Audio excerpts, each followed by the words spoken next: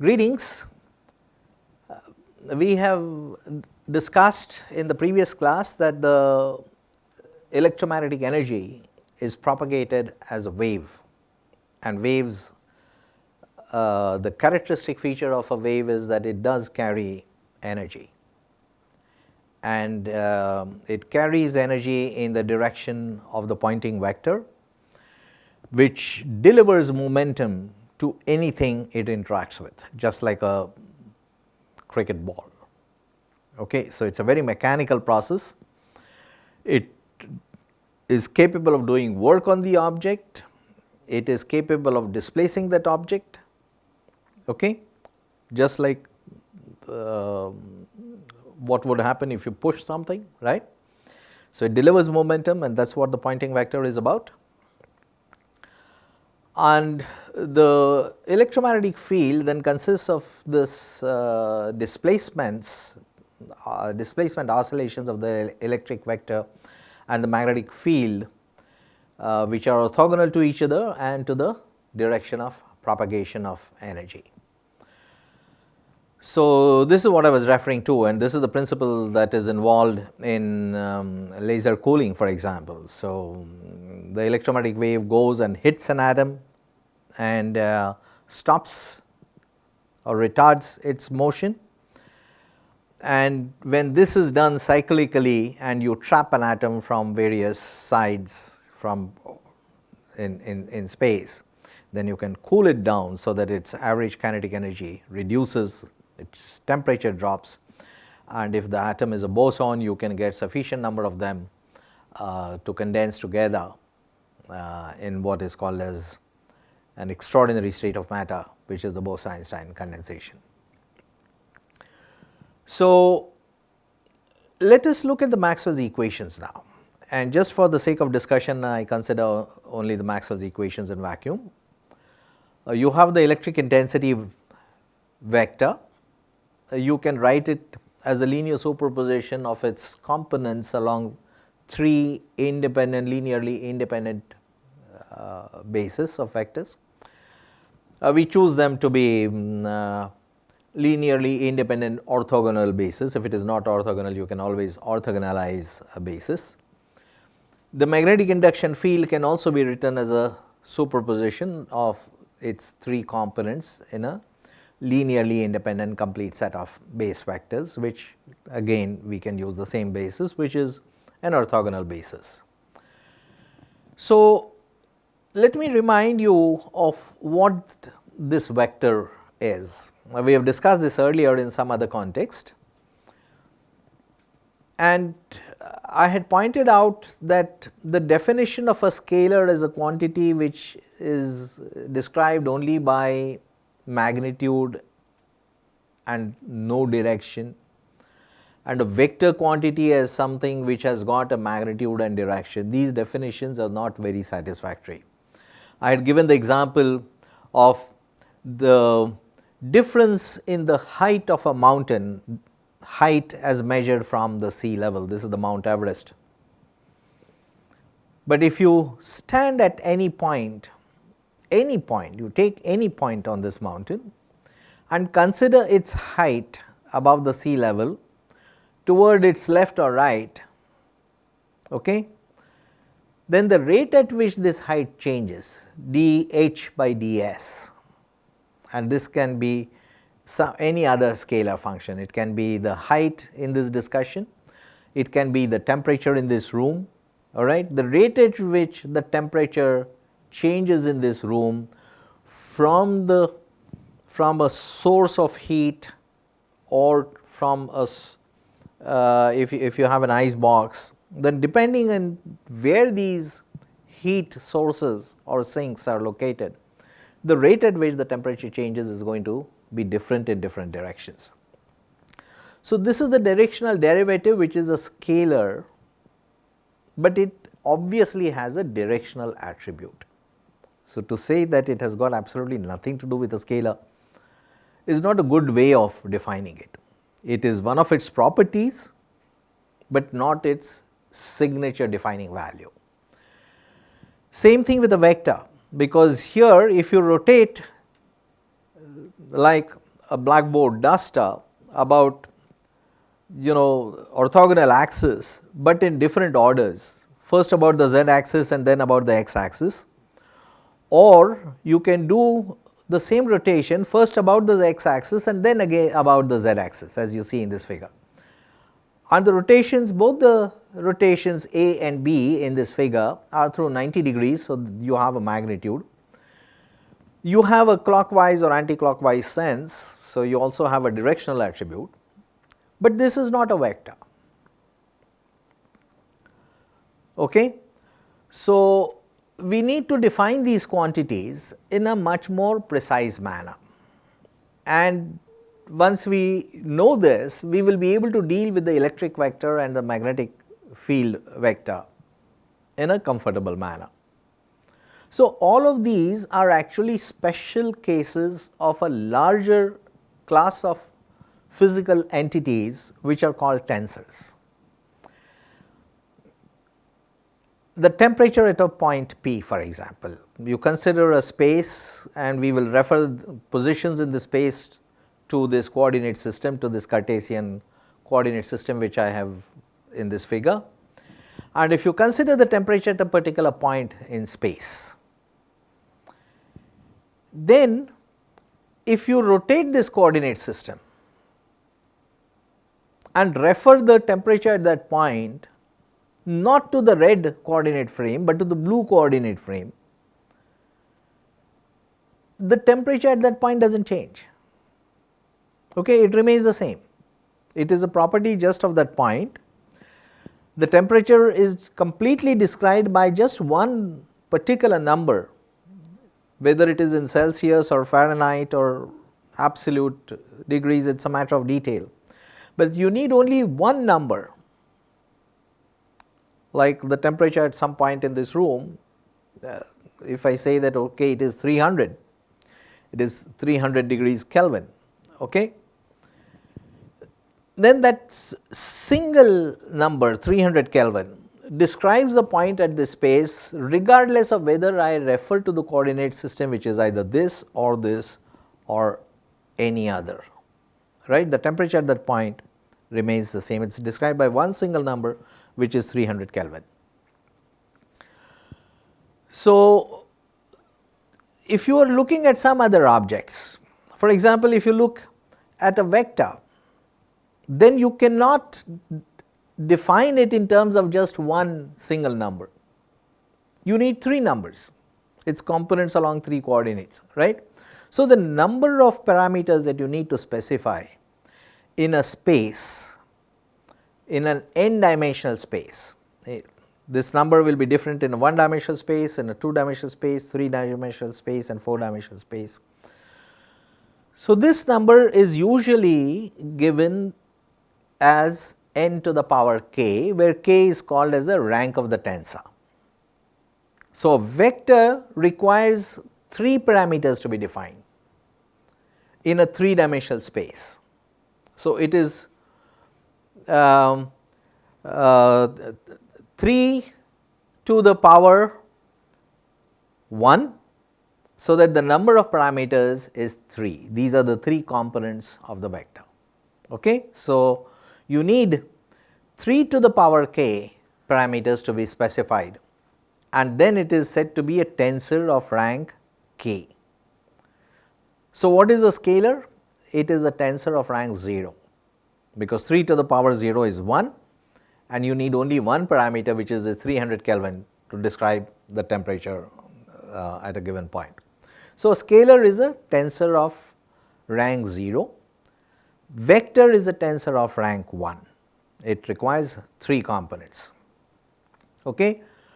So, now if you refer the vector to the red frame of reference, it has got components Vx, Vy and Vz, but if you refer it to a different coordinate system which is rotated, it is Vx prime, Vy prime, Vz prime, which is the blue frame, and since they both describe the same vector, there is obviously a relationship between the Vx, Vy, Vz and the Vx prime, Vy prime, Vz prime. So, how do you describe this relationship? Okay. So, you have got a particular law which will give you the components of the vector in one frame and relate this to the components of the same vector in another frame, which is rotated with respect to this. And that law of transformation will give you information about the nature of the vector. What is the nature of the vector? How do its components transform? A scalar transforms in such a way that its components do not change at all, and it requires only one component. Okay? So, let us consider two arbitrary vectors, and one is described by components a1, a2, a3 in a certain frame of reference, and it is described, the same vector is described in another frame as a1 prime, a2 prime, a3 prime. And if you look at the position vector of any point in space, then the components of that position vector, which are x1, x2, x3 in one frame will be different in the other frame, and these components will be x1 prime, x2 prime and x3 prime. Now, what about the displacement when you go from point P1 to point P2? Okay. Then the difference in the components delta x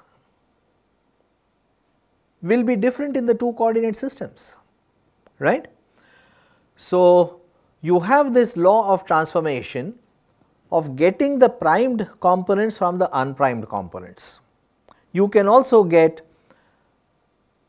the unprimed components from the primed components through an inverse transformation. So, the distance in the coordinates delta x or delta xi with I going from 1 to 3. So, instead of x, y, z, I number them as 1, 2, 3, because then it becomes easy for us to expand it to higher dimensional spaces. So, you have the possibility that the primed delta x is written in terms of delta x, the unprimed delta x, and here you have the unprimed delta x written in terms of the delta x, and then there are these coefficients. And watch these coefficients very carefully, because they are coming from how the primed vector, primed representation is written in terms of the unprimed representation. So, you may have these two possibilities, these coefficients which are aij, okay, for an arbitrary vector. These coefficients can be chosen as del xi prime by del xj. So, notice that you have the primed label on the top and the unprimed at the bottom. So, keep track of what is it that you are varying with respect to what, because you can do it the reverse way also. So, if you do it in this particular fashion, okay, then the vector is said to be a contravariant vector. It depends on how these coefficients are chosen. Okay. You can do it the other way as well. All right. So, let us do it. So, let us begin with these primed components and the unprimed components. All right. You have the position vectors in the two frames of references. The essential signature is coming from the fact that you are referring the same physical object to do two different frames of references. One is rotated with respect to the other. So, the rotation of the coordinate frame of reference is the guiding element in this discussion. Okay. So, you have these transformations of components in the primed frame and the unprimed frame, and now you want to describe an arbitrary vector, the components of that vector in the primed frame in terms of the components in the unprimed frame, and you have these coefficients, expansion coefficients aij, aij a is the lowercase a, all right, these are the expansion coefficients, and I now choose these to be given by the second choice. In the previous discussion, we had made the other choice, right. Now I make the alternative choice, there are only two alternatives here, and when I make this choice, then the vector is said to be a covariant vector. So, that is the only difference between a contravariant vector and a covariant vector. Okay. It depends on how you choose these coefficients when you express a physical object in different frames of references which are rotated with respect to each other.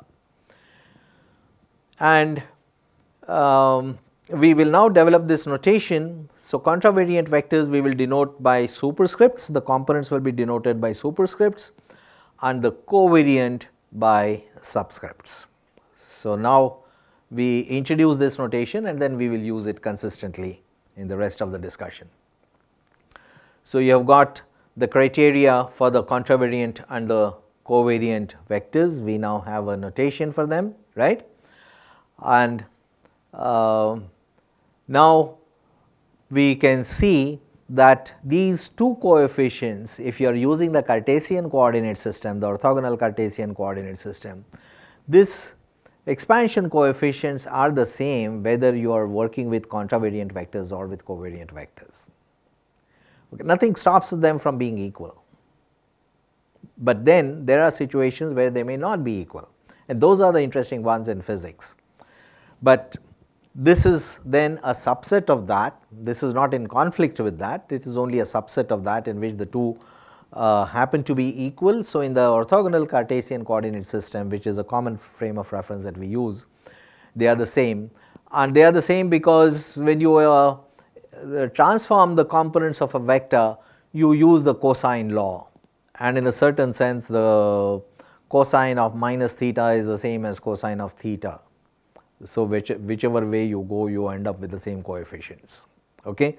So, there are these peculiar geometrical properties of the in Euclidean space which are responsible for this. And if you consider a rotation about the x axis through an angle delta, then the transformation of the components of a position vector are given by this matrix relation, which is nice and easy to look at, right. And these matrix equations you can write separately, actually there are three equations. So, you can write these three separately instead of the matrix equation. You normally call this as a cosine law, although you have the sine over there, but that is just a matter of terminology because there is no difference between the two, they are only phase shifted, right, it is the same function. So, you have got the contravariant vectors, and if you now apply this law of transformation to the components of the vector, let us do it for one of these components, let us say for the second component as I have done in this illustration. You put I equal to 2 and then ask how to represent A2 prime in terms of the unprimed A1, A2 and A3. You need the partial derivative of del x2 prime with respect to del x1, then del x2 prime with del x2 and del x2 prime with del x3. So, if you look at the corresponding partial derivatives, extract them from the transformation equations, you get y cos delta minus z sin delta, which is exactly what you have. So, now you see the connection between this law of transformation and the familiar cosine law of transformation. So, they are actually the same, but this is a different notation that we are developing, which is the notation of tensors. Okay. So, you can do this for the inverse transformation also, and you can see by using this inverse transformation that those relationships are protected, and the inverse transformations you are represented by these inverse matrices of non-singular matrices, their products give you the unit matrix. So, these are the operational conveniences that we get from matrix algebra and tensor algebra. Okay. So, you have these transformations one way from unprimed to prime and then from prime to unprimed, all right. The coefficients in the two, contravariant and covariant, are the same, as you can see from these relationships. This is what I was pointing out, that in the Cartesian system they are the same, and this is true whether you take components x1, x2 or x3, or y1, y2 or y3, or z1, z2 or z3, and work out this with any set, and you will find that in the Cartesian coordinate system there is no difference between covariant and contravariant vectors. But then there are differences when you get into some other spaces that you have to work with in physics, and a classic example is that of curved Riemann space that we need to use in the general theory of relativity. So, this is the description in the Cartesian space of the transformation law, which is the cosine law, and you can develop these transformations for other coordinate systems such as the circular cylindrical polar coordinate system. You can use the spherical polar coordinate system, right. Each has its own advantage depending on the symmetry of the physical problem under consideration. You choose an appropriate frame of reference. It does not matter which frame of reference you use, the laws of physics will be the same, but the convenience in handling them, in manipulating them, will be vastly different depending on what choice you make. So, typically you can have a general curvilinear coordinate system. Okay. The Cartesian, the cylindrical polar, the spherical polar are only special cases of that. In general, you have a curvilinear coordinate system, and in this you have 3 degrees of freedom, which I denote as q1, q2, q3. You will have 3 linearly independent unit vectors, which I can always choose to be orthogonalized, which I call as E1, E2, E3. The corresponding unit vectors in the cylindrical polar are E rho, E phi, E z, and in the spherical polar it is E r, E theta, E phi. In the Cartesian they are of course E x, E y, E z, right. And you can represent the Cartesian coordinates in terms of these general orthogonal curvilinear coordinates or vice versa. And using the chain rules, you can write the increments in one of the Cartesian coordinates in terms of the increments in the curvilinear coordinates, using the partial derivatives of how the components of a vector in the Cartesian vary with respect to how they are represented in the curvilinear coordinate system. So, depending on these partial derivatives del x by del qi, and then of course you have to sum over all the 3, and then in terms of this you can then describe the metric. This is a measure, we discussed this. Okay, what is a metric? It is how you measure things, and the distance between these 2 points is going to be the same no matter which coordinate system you use. Okay? No matter how you rotate or do not rotate that coordinate system. So, the properties of the physical space are contained in this measure of distance between 2 points. This is the invariant quantity, and which is why it is so important. And in the ordinary 2-dimensional plane, this distance is represented by the Pythagoras theorem, that the square of the side of the longest side in a right angle triangle is given by the sum of the squares of the other 2 sides, okay, in an orthogonal system. So, in 3-dimensional it is ds square equal to dx square plus dy square plus dz square, right. And in general you can write this expression, the same equation, which is ds square equal to dx square plus dy square plus dz square, I have now written as a double sum. Watch this very carefully, it is very simple. So, it is easy to jump over the essential idea, but this essential idea is the crucial one, because that is what we will be using in our subsequent analysis. So, Gij contains information about how the properties of this invariant distance between 2 points is defined. And in the Cartesian geometry, the Cartesian three-dimensional geometry or even 2-dimensional geometry, this G, which is a measure of this space, so this is the G metric as it is called, okay. It is just the Kronecker delta. So, it is equal to 1 if I is equal to j, and it is equal to 0 if I is not equal to j. And when you put Gij equal to delta ij, you get the Pythagoras relation. Okay. So, the G metric is given by this delta ij in the Cartesian system. So, in general, in an arbitrary curvilinear orthogonal coordinate system, I write this measure of the distance between 2 points, all right, by the relation which I now have at the bottom of this slide, which is given by an exactly similar relation, but now it is in terms of dq I dqj instead of dxi dxj, and I have a G metric which may or may not be similar to what it is in the Cartesian system. We have to admit more general forms. And this G metric, which now has 9 components, is a tensor of rank 2, okay. In the 3-dimensional space, it has got 3 to the power 2 elements, right.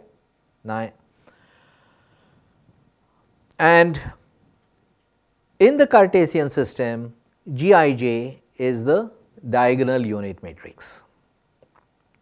Okay, so, this is the G metric, second rank symmetric tensor, because off diagonal elements are exactly equal to each other. So, in an arbitrary 3-dimensional curvilinear orthogonal coordinate system, this is the relation that we have got.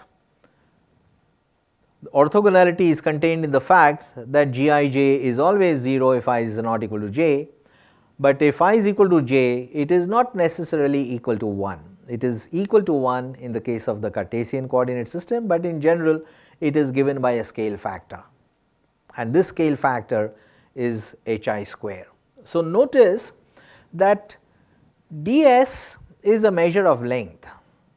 So, the product h into dq has got a measure of length, it will have the dimension of length. It does not require you to have the dimension length attributed to qi, because it can be sitting in the scale factor h. Okay. So, the dimension of each coordinate may or may not be equal to length. In the spherical polar coordinates, what is it? You have r, theta, phi. So, r has got the dimension of length, theta and phi are just angles.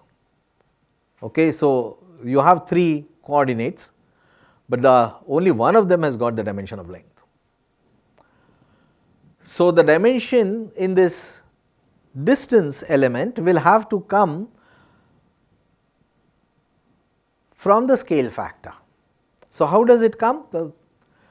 This product must have the dimension of length, the dimension of the square of the product will have the dimension of L square, and this is the way these scale factors are introduced. And this happens in a very nice manner, because the net displacement vector you can represent in any coordinate system, it does not matter whatever it is, but it will always have this form. It will have hi dqi and the unit vector, right. So, this will be a common form to all of them. So, in the spherical polar coordinate system, for example, the displacement vector between 2 points, okay, it has 3 components along the 3 unit vectors E r, E theta, E phi, but each of these components must have the dimension of length, but theta and phi do not have the dimensions of length. but the component along E theta is not just d theta, which is dimensionless, but it is r d theta. The component along E phi is not just d phi, it is r sin theta, of which sin theta again is dimensionless, but r has got the dimension of length. So, see how the dimensions are coming from other factors, from the scale factors. Okay? So, the scale factors in the spherical polar coordinate systems, there are 3 of them. So, you have 1 r and r sin theta. Do you see how these scale factors are coming? They are different, which means that the G matrix will not be a diagonal unit matrix, it will still be a diagonal matrix. Sure enough, this is an orthogonal coordinate system, but the G matrix now has got this structure 1 r square sin square theta, right. So, this is the characteristic feature of an orthogonal coordinate system, and the information about this is contained in the law of transformation, which is sitting in the G matrix, right.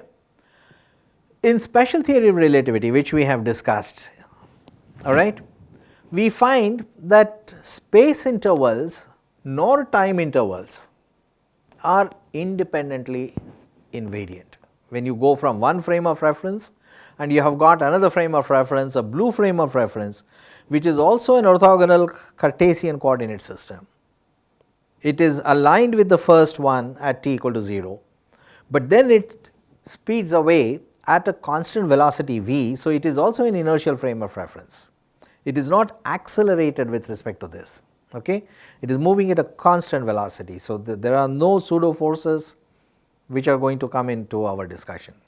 It is moving at a constant velocity, but then the time intervals in Sita's clock will be different from the time interval in Gita's clock, all right, because of the time dilation.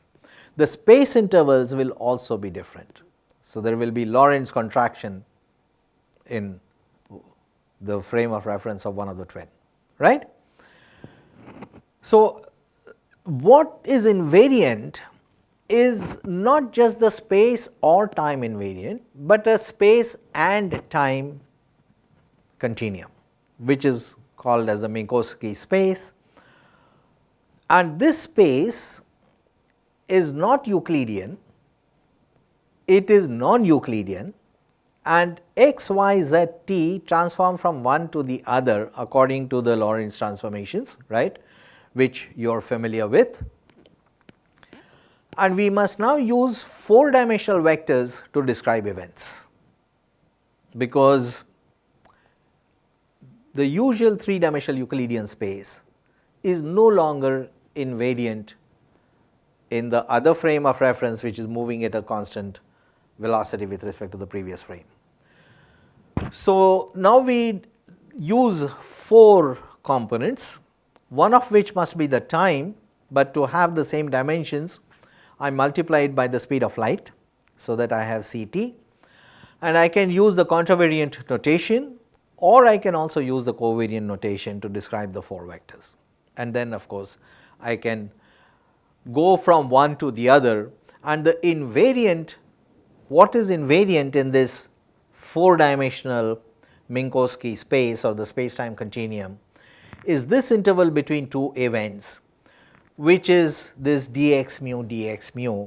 The Einstein summation notation is used, mu appears twice, which means that I must sum over dx mu for all the 4 components, 4 values that mu can take, which are 0, 1, 2 and 3. Okay?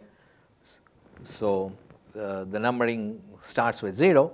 So, there are 4 components, and you can convince yourself that this is actually invariant, because if you do this for any interval, you will find that it turns out to be exactly the same in the other frame of reference as well, unlike what happens to just the clock intervals or the meter scale intervals. Okay? And you can represent the point, an event in this 4-dimensional space with these 4 components and denote them using either the contravariant notation or the covariant notation. Now, you can have different intervals. So, you can have an interval like d xi square, which you can define as d tau square plus dx square plus dy square plus dz square. Nothing stops you from defining this. And this will give you a 4-dimensional space time, okay? But you do not get the right laws of physics from this space, okay? The space, the 4-dimensional space time continuum is a non-Euclidean space. It does not have the 4 plus signs. You have 1 plus and 3 minus. Look at the signature. This is called as the signature of the G matrix. And this information is obviously sitting in how you construct the G matrix, which we have introduced earlier, except that we now have to use it for the 4-dimensional space, whereas we discussed it only for the 3-dimensional space. So, you can have a d xi square, which is a Euclidean 4-dimensional space, or a ds square, which is a non-Euclidean space, or sometimes it is called as a pseudo-Euclidean space, because it does have some similarity with Euclidean space. So, it pretends to be Euclidean to some extent, but it is not Euclidean, all right. So, this is the signature of a non-Euclidean space, okay. So, earlier we were dealing with 3-dimensional space, and now we deal with the Einstein space of the special theory of relativity, and here the signature of the G matrix is no longer the diagonal 1, but it has got plus 1 in one location and minus in the other 3, okay. So, this is the signature of the G matrix, and the space time interval square is given by this relation that I have written at the bottom, okay. So, this is the relationship you can which requires this G mu nu, and this G mu nu is important because it is going to attribute a different sign before it multiplies the corresponding term in the contravariant intervals, okay.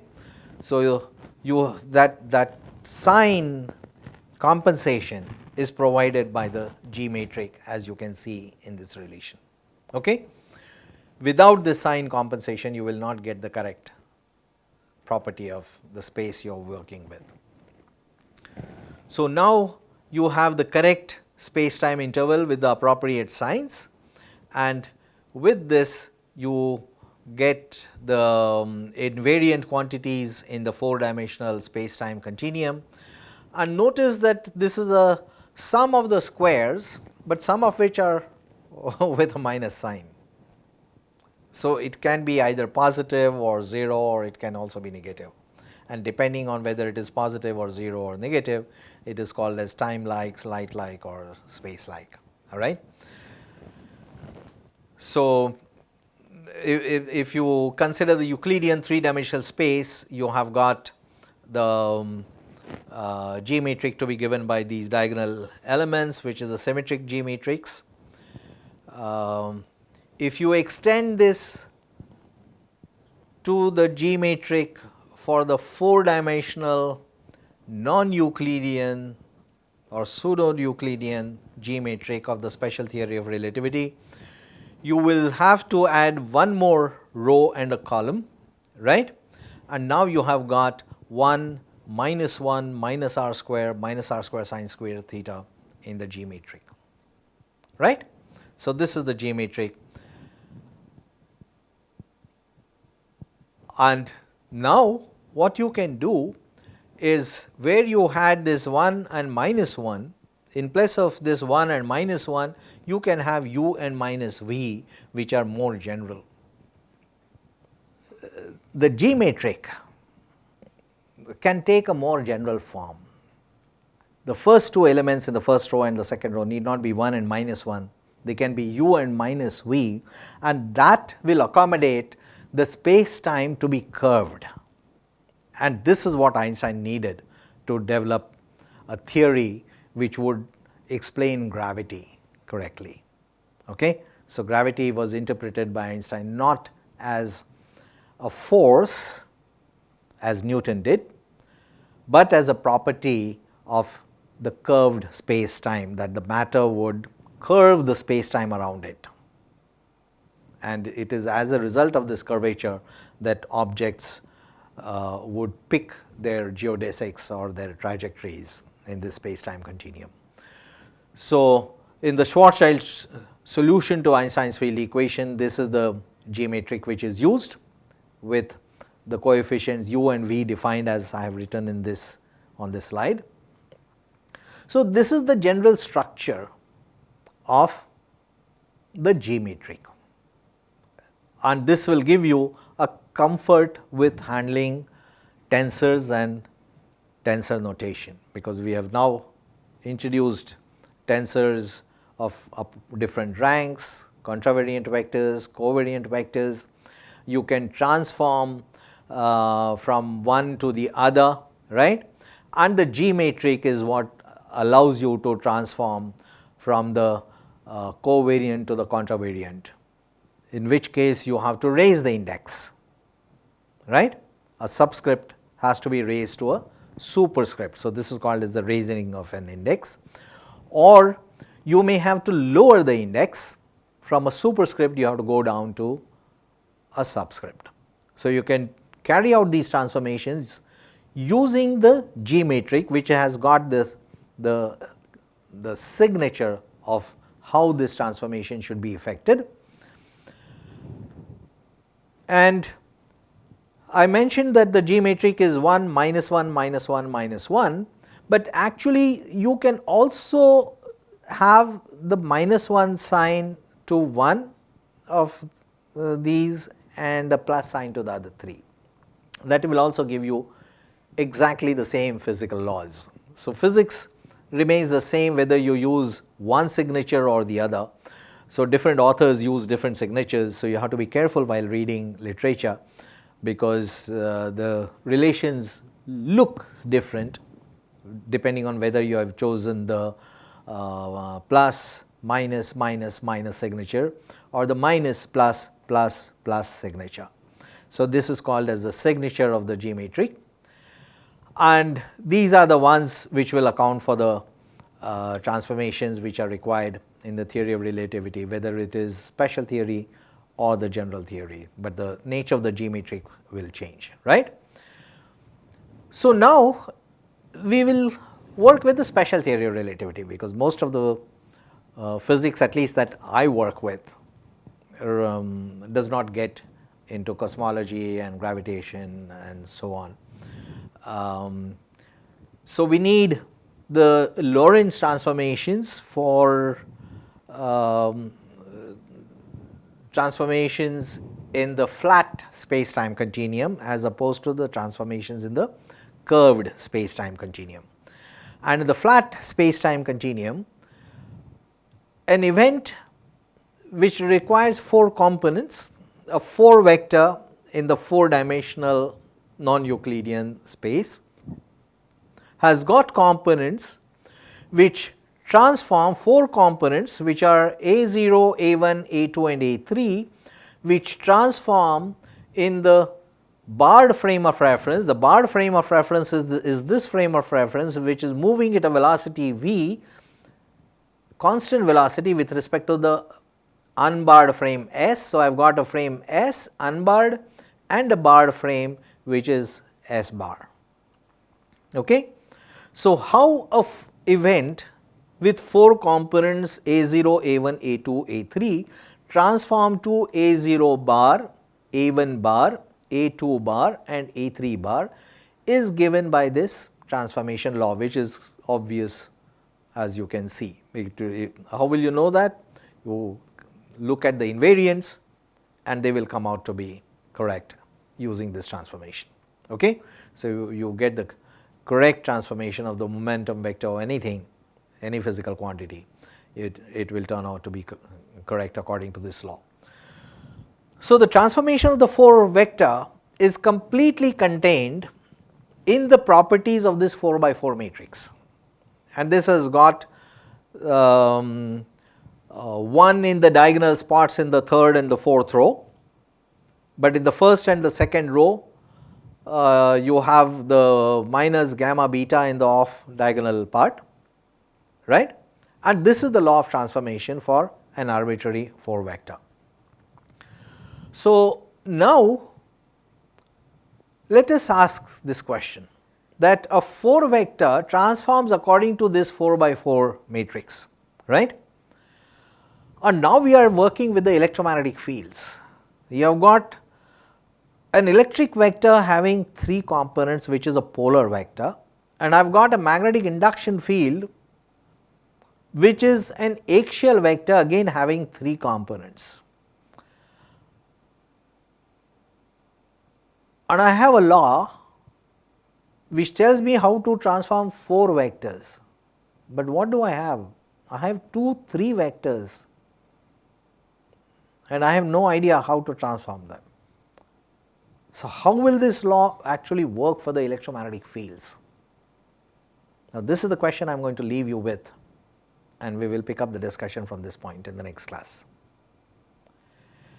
So, thank you very much. If there is any question, we can discuss, otherwise we will pick up the discussion in the next class. You follow the question? Sir, when we speak about space-time continuum, is it like the 4th dimension has been fitted into the already 3-dimensional space, or like all the 4 dimensions are orthogonal to each other? You can't fit 4 in 3, nor can you fit 3 in 2 even in ordinary space. You have to go beyond it, okay, and you have to go beyond it in a completely orthogonal direction in space, and this is the mental space, okay. But how you go into this 4th dimension is going to be determined by the laws of transformation of the invariants, and d psi square came with a plus sign in all the 4 components, whereas ds square comes with plus dx0 square along the time and minus along the remaining. So, this change in sign is required. That is what will give you constancy of the speed of light in both the frames of reference, okay. That is what will give you the constancy of the rest mass, okay. So, these are the important physical driving ideas, that the speed of light is constant in all inertial frames of references. This was the realization that Einstein arrived at, because he found that Maxwell's equations represent electromagnetic waves which travel at the speed of light, and because Maxwell's equations do not depend on a particular choice of a frame of reference, the speed of light will also have to be independent of any particular choice of reference. And if this is the case, then distance and space cannot be invariant independently. They must mix, but the law of mixing, which is contained in the G matrix, must be such that the signature of the G matrix is not plus plus plus plus, but it is plus minus minus minus, or minus plus plus plus, one of the two. So, you can't just get it out of the previous one. You can get the previous out of this because it is a subset. So, now our worry is how do we use this scheme for the electric field and for the magnetic field.